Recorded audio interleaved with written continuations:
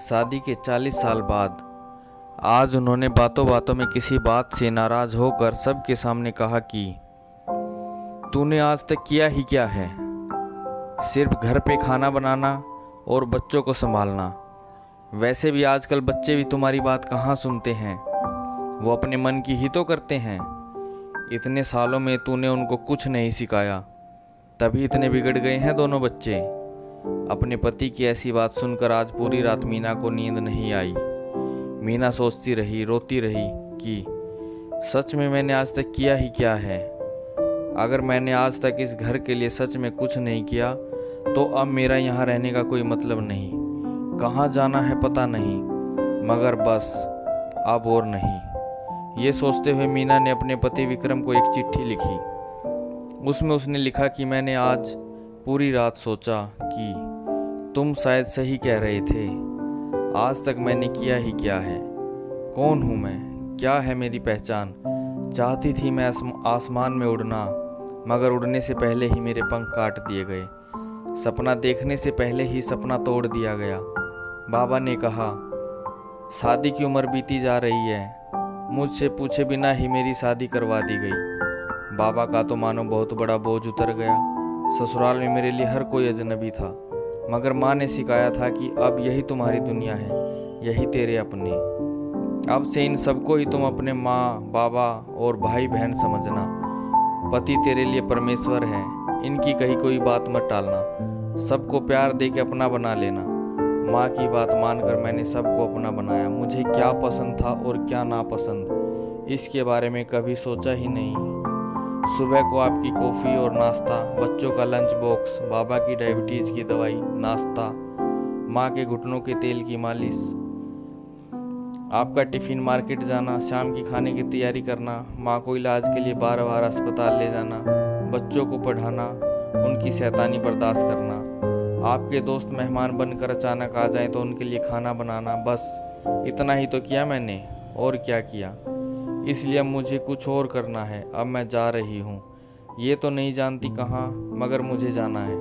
तुम अपना ख्याल रखना। फिर मीना वो चिट्ठी टेबल पर रखकर चुपचाप वहाँ से चली गई।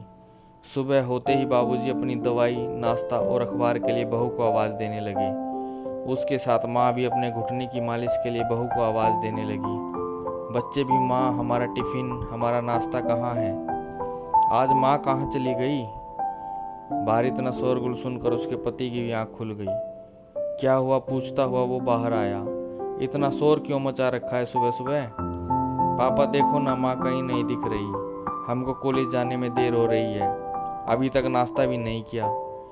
लगता है आज भूखा ही जाना पड़ेगा। दूसरे ने कहा मेरी किताबें भी नहीं मिल रही। माँ तुम कहाँ हो। बाबूजी ने आवाज़ लगाई, बहू जरा देखो तो मेरा चश्मा किधर है। माँ ने आवाज़ लगाई, बहू मेरी मालिश की बोतल और दवाइयाँ कहाँ हैं। सारा घर जैसे बिखरा था। उसका पति जोर से चिल्लाया, सब चुप हो जाओ, मैं देखता हूँ वो कहाँ है। यहीं कहीं होगी, कहाँ जाएगी वो। उसे फ़ोन करने लगा, मगर उसका फ़ोन तो कमरे में टेबल पर ही था। उसने देखा फ़ोन के पास एक चिट्ठी भी थी। उसे बड़ी हैरानी हुई। उसने वो चिट्ठी खोल कर पढ़ी। चिट्ठी पढ़कर उसे याद आया कि उसने कल शाम अपनी बीवी का कैसे अपमान किया था, वो भी सबके सामने। उसे अपनी गलती का एहसास हुआ।